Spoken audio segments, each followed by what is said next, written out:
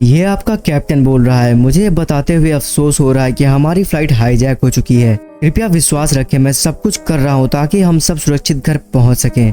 ये शब्द Indian airlines flight IC814 के पैसेंजर्स के कान में गूंज रहे थे जब प्लेन पाकिस्तान के ऊपर से उड़ रहा था। प्लेन के पास सिर्फ कुछ ही मिनट्स का फ्यूल बचा था और हाईजैकर्स के दबाव के नीचे प्लेन लाहौर इंटरनेशनल एयरपोर्ट की तरफ जा रहा था।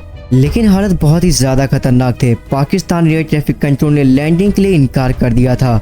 उन्होंने पूरा एयर स्पेस बंद कर दिया, रनवे लाइट्स बंद कर दी और सभी नेविगेशन एड्स को डिसेबल कर दिया। साथ ही में पाकिस्तान ने धमकी भी दी कि अगर प्लेन आगे बढ़ता है तो फायरिंग स्टार्ट कर देंगे। क्रू अंधेरे में हॉस्टाइल एरिया के ऊपर उड़ रहा था। हाईजैकर्स तुरंत लैंडिंग की डिमांड कर रहे थे, लेकिन फिर आशा की एक किरण दिखती है। कैप्टन को दूर एक लाइन में लाइट्स दिखी। कैप्टन देवी शरण को लगा कि उन्होंने रनवे देख लिया है और उन्होंने प्लेन को नीचे उतारना शुरू कर दिया। लेकिन जैसे जैसे वो नीचे जाते गए उन्होंने देखा कि लाइट्स हाईवे पर चलने वाली गाड़ियों की हैं। जो सफर 1.5 घंटे का होना चाहिए था वो पैसेंजर्स के लिए डरावना सपना बनने जा रहा था। ये कहानी थी इंडियन एयरलाइंस फ्लाइट IC814 की, जो आगे चल के न सिर्फ भारत की एंटी टेररिज्म पॉलिसीज को बदलने वाली थी बल्कि इंटरनेशनल इवेंट्स जैसे 9/11 अटैक्स और 2001 में इंडियन पार्लियामेंट पर हुआ हमला इन सब का भी हिस्सा बनेगी।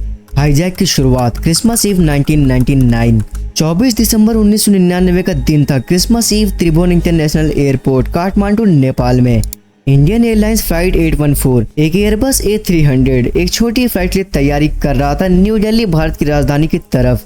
कॉकपिट में 27 साल के कैप्टन देवी शरण अपनी रूटीन प्री फ्लाइट चेक कर रहे थे। उनके साथ थे फर्स्ट ऑफिसर राजेंद्र कुमार और 58 साल के flight engineer Anil Kumar Jagiya. Terminal के अंदर 178 पैसेंजर सिक्योरिटी चेक्स के लिए लाइन में खड़े थे। वो सभी बहुत एक्साइटेड थे अपने प्रियजनों से मिलने के लिए क्योंकि क्रिसमस की छुट्टियां हुई थी। उन पैसेंजर में से 5 आदमी अपने हाथ में बैग्स लिए हुए थे। जब वो सिक्योरिटी स्कैनर से गुजरे तो एक साइलेंट नॉड उन्होंने और सिक्योरिटी ऑफिसर के बीच में एक्सचेंज किया। ये एक सिग्नल था कि सब कुछ ठीक है। लेकिन हम आपको बताते चले कि 4 हफ्ते पहले इस फ्लाइट के लिए 5 टिकट्स खरीदे गए थे, 2 बिजनेस क्लास में और 3 इकोनॉमी क्लास में। टिकट्स पर जो नाम लिखे गए थे वो सब झूठे थे। पूरा ऑपरेशन दाऊद इब्राहिम यानी कि भारत का एक मोस्ट वांटेड क्रिमिनल ने प्लान किया था। उसने काठमांडू में अपने एसोसिएट को फोन करके कहा कि इन 5 लोगों को बिना किसी रुकावट के सिक्योरिटी से गुजरने दिया जाए। हालांकि इंडियन इंटेलिजेंस ने इन कम्युनिकेशन को इंटरसेप्ट किया और उन्हें ये पता चला कि एक इंडियन एयरलाइन फ्लाइट की हाईजैक करने का प्लान बनाया जा रहा था। लेकिन उन्हें ये पता नहीं था कि कौन सी फ्लाइट हाईजैक होगी और किस डेट को ये प्लान का अंजाम दिया जाएगा। रॉ ऑफिसर शशि भूषण तोमर जो काठमांडू में पोस्टेड थे, उन्हें ये इंटेलिजेंस की रिपोर्ट मिलती है, लेकिन उन्होंने इसे गलत जानकारी समझ के खारिज कर दिया। ये डिसीजन भारत के लिए बहुत ही महंगा साबित होने वाला था। वो आदमी अपने बैग्स में छुपी हुई गन्स के साथ बिना किसी दिक्कत के सिक्योरिटी चेक से गुजर गए।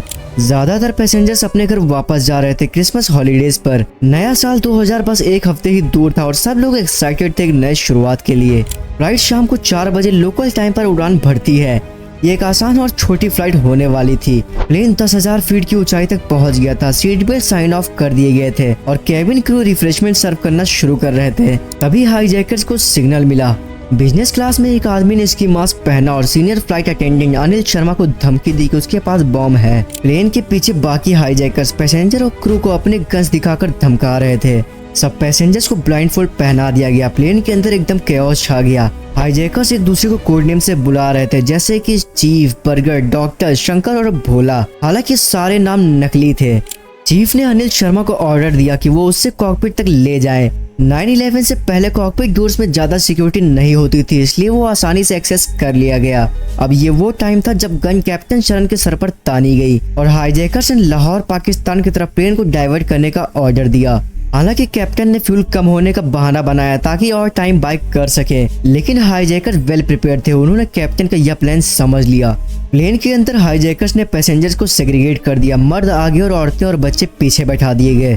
कैप्टन ने बिना हाईजैकर्स के देखे प्लेन के ट्रांसपॉन्डर को हाईजैक कोड 7500 पर सेट कर दिया, जिससे दिल्ली ATC को पता चल गया कि IC814 हाईजैक हो चुकी थी। समय था शाम के 4:30 बजे। प्लेन लाहौर की तरफ मुड़ गया था। पाकिस्तान ने अपना एयर स्पेस बंद कर दिया था और अब क्रू को लाहौर लैंडिंग परमिशन के लिए बार बार रिक्वेस्ट करना पड़ रहा था। उस वक्त दिल्ली का क्राइसिस मैनेजमेंट ग्रुप, जिसमें union secretary Prabhat Kumar leader थे, अब तक एक स्लो रिस्पांस दे रहे थे। पूरा 1 घंटा बीत गया और ये बहुत ही मुश्किल भरा समय था। कैप्टन शरण को सब कुछ अकेले ही संभालना पड़ रहा था। कैप्टन की सबसे ज्यादा प्रायोरिटी थी कि प्लेन को भारत के स्पेस में ही रखा जाए, क्योंकि उन्हें यकीन था कि जब तक प्लेन भारत के अंदर है तब तक भारत के सिक्योरिटी फोर्सेस हाईजैकर से निपट सकते हैं। टाइम बाय करने के लिए उन्होंने प्लेन की स्पीड को कम कर दिया, लेकिन फ्यूल खत्म होने लगा था और हाईजैकर्स और ज्यादा एग्रेसिव होते जा रहे थे। फाइनली प्लेन को अमृतसर के राजा सांसी एयरपोर्ट पर 6:44 पर उतारा गया, लेकिन भारत के लिए बहुत बड़ी गोल्डन अपॉर्चुनिटी थी जिसे उसने मिस कर दिया था।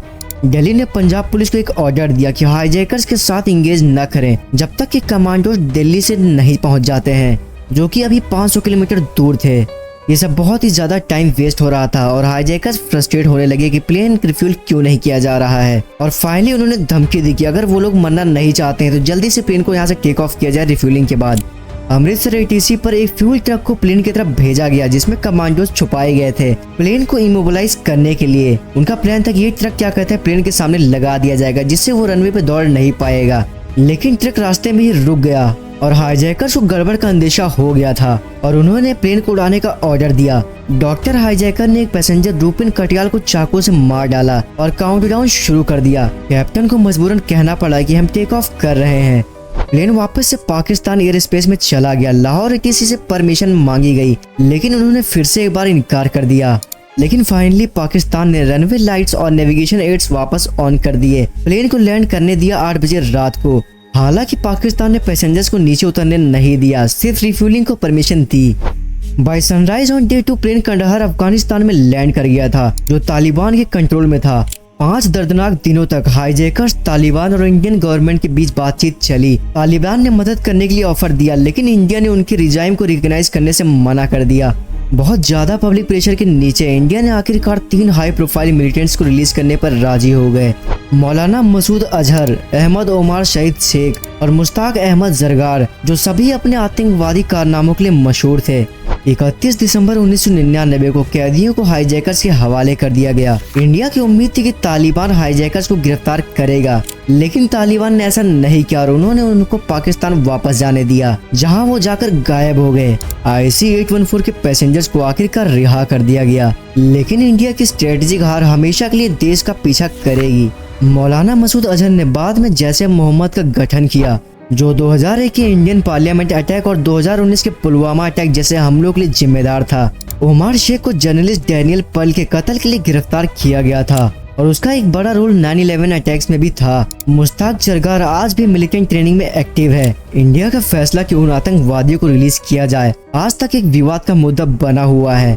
IC-814 का हाईजैकिंग न सिर्फ भारत की एविएशन हिस्ट्री का एक भयानक पल था, बल्कि आने वाले सालों में ग्लोबल टेररिज्म को भी बदलने वाला एक मुद्दा बन गया। क्या भारत का मिलिटेंट्स को रिलीज करना सही था? आपका क्या विचार है? हमें कमेंट्स में जरूर बताएं।